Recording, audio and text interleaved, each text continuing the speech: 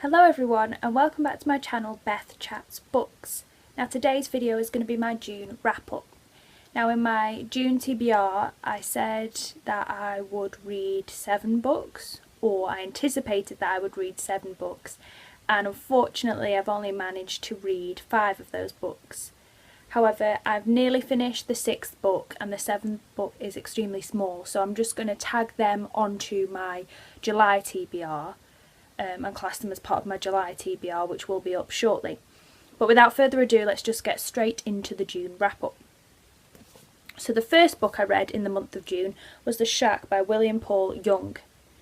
Now I did a review of this and I will post it down below. I was very disappointed with this. It was overly religious, and I think that's where my issue with this book lies, is that I'm not particularly religious and I couldn't connect to that plot line. I was much more intrigued by the kind of crime elements at the beginning. I didn't feel engaged or even liked any of the main characters.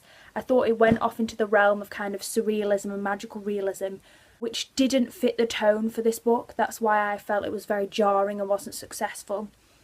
So I gave this 1.5 stars out of 5 and wasn't very chuffed with this one.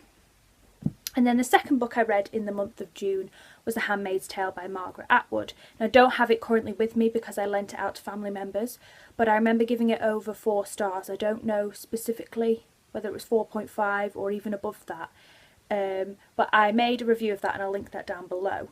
Before I get into the book, at the moment I've had some quite successful books that I've given definitely over 4 stars, but that they all have slightly different gradients in my mind, so I don't know whether to categorise them as 4.5 stars or just over 4 stars. So if you hear me say over 4 stars, it's because at the moment I'm just going to kind of categorise them all as over 4 stars and see whether that works for me.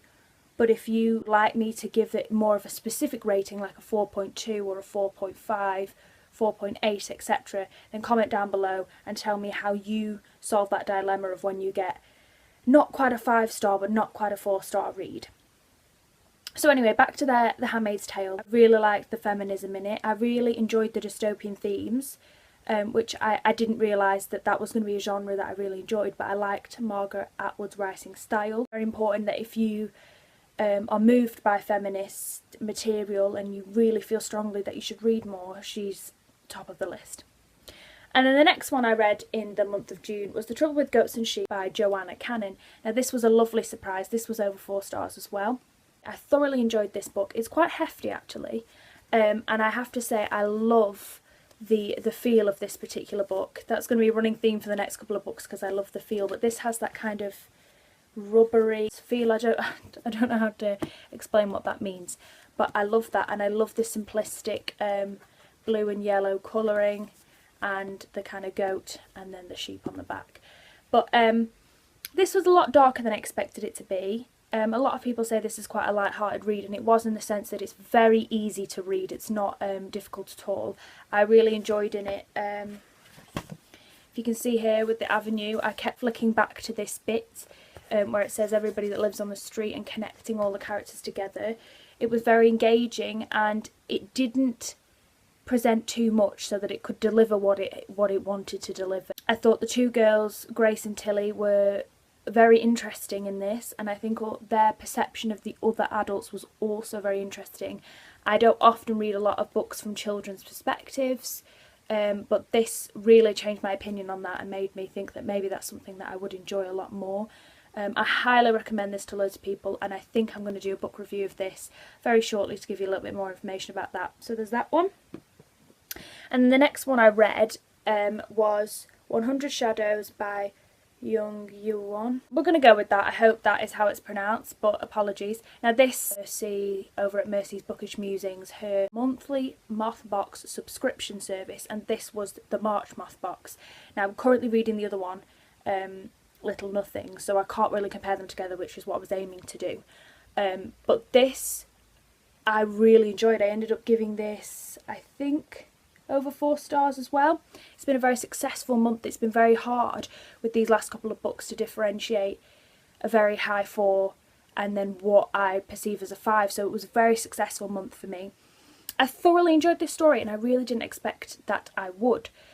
because it's set in a city in South Korea, the electric slum, where these two children, I'm going to butcher their names now, aren't I? I'm going to completely butcher and forget their names.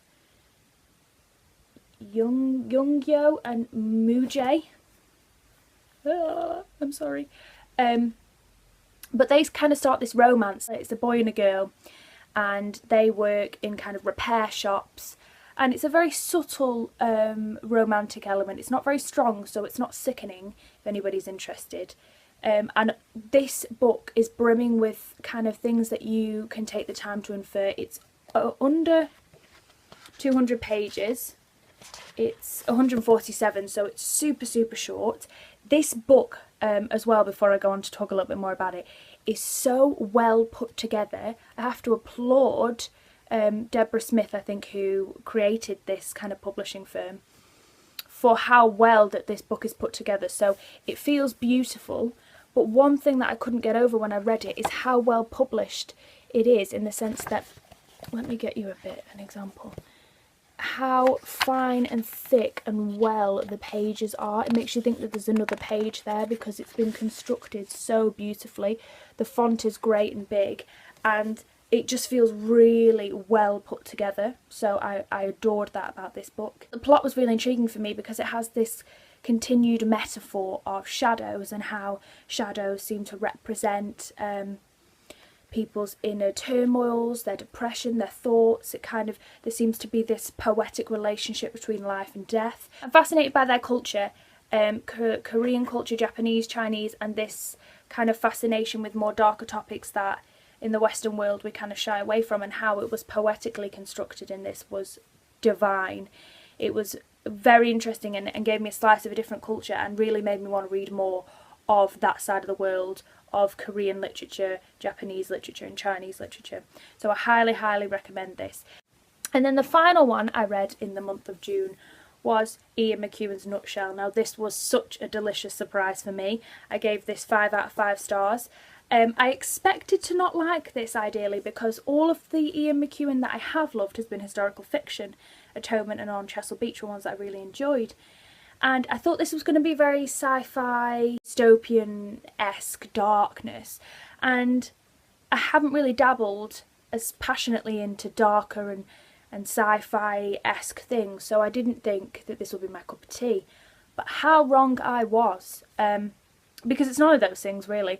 It is fairly dark. It follows a Hamlet kind of plot line. But it's fascinating, and it's one of those storylines that I don't really believe any other author could have done as successfully as Ian McEwan can do. So the plotline follows the little 9-month embryo inside Trudy's womb, and hears about Trudy's plans to kill her husband, which is the father of the embryo, with the help of her husband John's brother Claude, who she's having an affair with. They're not spoilers, that's told very early on in the book. This book again is very, very short, so it's literally just under 200 pages, 199, and it's so packed full of things. It has a very conventional ending, I would say. If you read it, you'll understand what I mean, but I think that it's kind of, you expect that to happen, but he delivers it in such a way that you're not distressed or kind of agitated that he's given you that. Whereas some authors can kind of build something up so much that when it lands in a conventional way you get frustrated, but Ian McEwan doesn't do this. It's incredible what he can do in such a short amount of time, and how beautiful the journey can be through his language. So I thoroughly enjoyed this. It was 5 out of 5 stars. Sophie Carlin recommended me this. She's an Australian booktuber who I'll link down below, and I feel the hype now. It sounds farcical. I went into this thinking, how on earth is he going to convince so many people of this? But he really, truly does that. And I really think he's a gem, and he's well worth reading. So there's that one. So all in all, I've had a very successful month. I was a bit disappointed that I didn't end up being able to achieve the full 7 books. But it's my very first reading month, and I'll have to get used to things. I apologise as well before I go about the lateness of these videos, the fact that the lighting's a bit crap here and you don't know which background I'm going to be in, and etc, etc at the moment. It's been very stressful. Everybody's back in the house at the moment. I don't get a spare minute. In the last 4 days, this is my only personal time where no one else has been in the house, so I can film when I am in the house. It's frustrating because as my brother comes in and out, there's clattering of dishes and things like that, and I don't have the most up-to-date equipment when I'm filming, so it's a bit of a mess. So I just want to apologise for that. I will try and improve how fast I'm getting these out and create a schedule, but I'll let you know further down the line.